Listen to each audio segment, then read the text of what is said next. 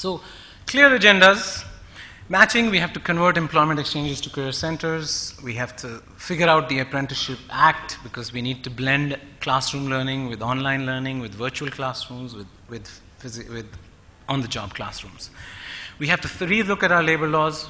We have to figure out entry gate assessments because everybody can be repaired, but what repair they need and how much repair they need decides the fiscal sustainability of separating financing and delivery. Exit gate has to have credible, learning has two values. One is learning value and the other is the signaling value. The signaling value of education or diplomas today are very low. And that is a very important part of the matching puzzle. Mismatch, we have to separate between repair and prepare. I distinguish really by the tenure of how much repair they need. There's a huge information asymmetry around institutions. What are their employment outcomes? What is the dropout ratios? What are the teachers? Just putting that information out there will make a huge difference because today kids are flying blind or their parents are flying blind. Pay for yield. Separate financing from delivery, which has started happening. There are 6 states. The MES program of DGET now reimburses 15 rupees an hour to private training institutes. So you're starting to see some of that happen. It'll increase over time. And use students as financing vehicles rather than the institute. You may call it a scholarship, you may call it a voucher, but some of that has started happening. It doesn't have to replace the existing system, but I think it complements and gives you some data to compare the outcomes in the 2 different situations. We have to create an asset bank, which we've started doing maybe in about 7 states now, where buildings which are unutilized are available for skill development programs under MES and stuff like that. Performance management, the toughest one. This is true for government and not only skill development. You know, if the fear of falling and the hope of rising doesn't exist in most government-run schools, vocational training institutes, and colleges. Punishment and reward system has to be relooked at just as a fundamental basis of teachers. Just 30% of teachers in ITI is not showing up for work. Using technology for scalability, consistency, innovating in financing, whether it's activating the National Skill Development Corporation, redoing the national classification of organizations, ramping up the modular employability scheme because longer programs need to be complemented by shorter modules which can be combined. Current ITI PPP policy needs to be tweaked. The government has released 1,400 crores for the public-private partnership. Only 40 crores has been spent. We can't blame the lack of imagination for it not being spent. There are genuine reasons why ITIs are not able to do that. 17 states now have skill missions. We have to ramp them up. And we have to enforce the operating principles. Last year we passed a national skill policy. It's a pretty interesting document for them if you have not seen it, which talks about most of the stuff that I've articulated, but it's not being enforced right now because there's an antibiotic reaction from 19 ministries around their kingdoms. But I think if we have passed the policy at some point, we're going to have to start enforcing it. Education, quantity versus quality. Sarv Shiksha Abhiyan has got kids into classrooms. We now have to improve the quality. Learning for earning, there's no contradiction. I can teach somebody how to be a plumber, a mason, a barbender, a customer service person, or a salesperson in 6 months. I can't teach him to be creative, confident, curious, risk-taker, team player. If you believe that what life skill, learning for earning and learning for living, the second bucket is more important than learning for earning. So that's fine with me. We don't have on-ramps and off-ramps into the education system, so you can't really go into the education system, out of the education. The fungibility doesn't exist. English is a vocational skill. It's like Windows. It's an operating system. I speak 5 languages myself, but employment outcomes are 300% higher for people who speak English. That's not my preference. It's just what it is. A migrant from the Northeast, an unintended consequence of the Baptists going to the Northeast is that a migrant from the Northeast gets 8,000 rupees a month with me because they join in front office. A migrant from UP and Bihar joins as a packer and loader and probably gets 4,000. Good, bad, I don't know. It's just what it is. And obviously a regulatory revamp. So I have to close now, but I want to step back and just talk about this change process because I spend 35% of my time on public policy.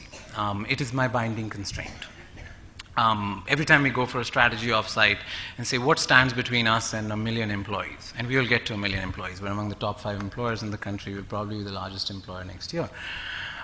It is public policy. It is the labor laws of this country and the skill development system of the country. And the challenge is that there's no Ministry of Employment. I'm going to skip a lot of the stuff here, but essentially what we're seeing in public policy is a recognition that our 3 system is not delivering what we want to do. How do you get change in a country like India is a profound question. Will it come from inside? Will it come from outside? Will it be radical, incremental? Do you work with the current opening balance, or do you create a parallel system? I think it's probably all of the above. I think that it's important to recognize that this change is now the difference between growth and poverty reduction. And I think that we've had the collective therapy session. So education reform is an idea whose time has come. Employment reform is not an idea whose time has come. Employability reform, we're getting there. But from a standalone perspective, if you stand back and look, this is probably the biggest entrepreneurial opportunity on the planet in the next 10, 15 years. There are probably, I don't want to say companies, there are probably 20, 25, $100 million, and I'm saying that not out of my hat, in the human capital system over the next 10, 15 years. You can take a narrow assessment company, you can take certification, you can take curriculum, you can take teacher training, you can take technology, you can take preschools, you can take schools, you can take higher education. I mean, this is just a buffet. You cannot eat all that you can see. And I think that this is one of those few places where, everybody was wrong about India. When I landed for business school in the US in 1994, there was a front page article on the Wall Street Journal which said that India is more interesting than important.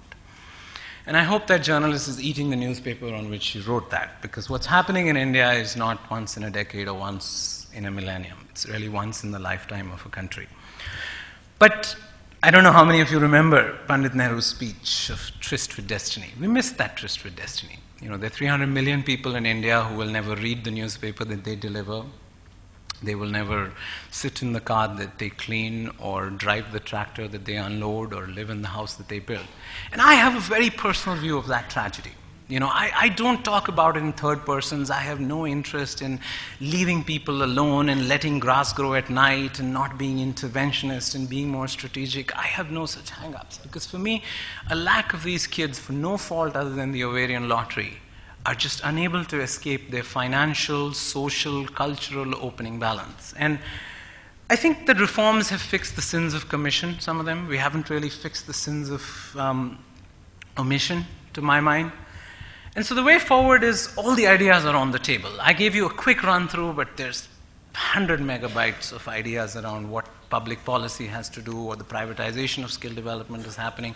Ideas are falling off the table, so there's really no more need for any more ideas. And I think the resource question is overrated, because it's not more cooks in the kitchen anymore. We've got a 31,000 crore allocation in the 11th plan. It's a different recipe. And I think it's also the end of stereotypes. Everybody in the private sector is not a myopic vampire who can't focus beyond their nose, and everybody in the NGOs is not somebody who doesn't want to align the best part of scale and market linkages and employment. So I think that's important. There is a unique entrepreneurial opportunity here. It's a triad. It's an entrepreneurial triad which does not exist in many businesses in India. When I sold my earlier company, me and Ashok, he was my roommate in college, we said we want our next company to be three things. We want it to be profitable, fun, and good for India. I had worked in an oil refinery, and that was good for India, and it was profitable. It wasn't really fun, right? And Ashok had worked for one of the cola franchisees, or one of cola companies, and that was profitable and it was fun. Was it good for India? Not really. I mean, you can't say with a straight face. But in team leads or in human capital, it's that we've hired somebody every 5 minutes for the last 5 years, night and day, weekends included, profitable, and it's a very fun operation. So it's one of those operations where there's no contradiction between doing well and doing good. And these kids are losing their future. We don't have 15 years to figure this out, or 20 years to figure this out. Losing your future is not like losing a few points in the stock market or like losing an election. And we tend to talk about this problem in third person. The government must do this. Yes, the government must allocate more money. The private sector must step up to its responsibility to manufacture its employees. We always talk about third person. I think that it's now an opportunity for which money is available, for which the solutions are known, the jobs are known. It is in the last mile. Now I think the therapy session is done. It has to move into execution. There are a lot of challenges, regulatory cholesterol or arthritis, whatever you want to call it, which impede scaling the skill development, on the speed that we'd like to do it. But I think there's enough space been created now in the last 2 years for all kinds of statistically independent tries, small, big, made to stock, made to order, assessment, counseling, which really can move the needle on this opportunity. I am a big believer in public policy. I spend 30% of my time. But I think now we're reaching the point where the shortage is so large that there may be a non-government solution which is much more scalable, and there is space available for that. Thank you very much.